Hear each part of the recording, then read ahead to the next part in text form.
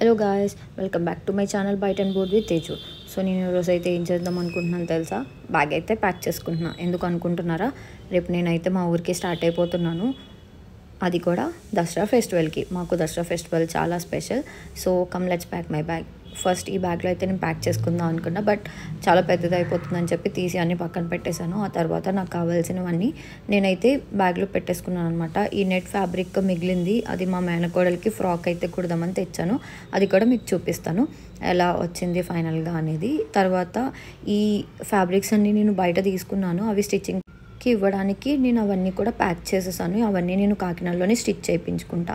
ఆ తర్వాత ఈ చిన్న బ్యాగ్లో అయితే ప్యాక్ చేసుకుందామని ఫిక్స్ అయ్యాను. సో ఒకటొకటిగా అన్నీ అందులో ట్రాన్స్ఫర్ అయితే చేసేసాను.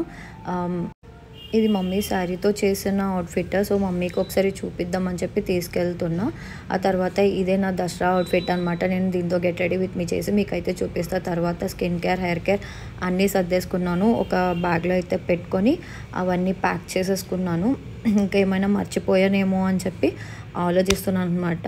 బట్ ఎవ్రీథింగ్ నేనైతే అన్నీ సర్దేసుకున్నాను. That's all for the day guys. Bye bye.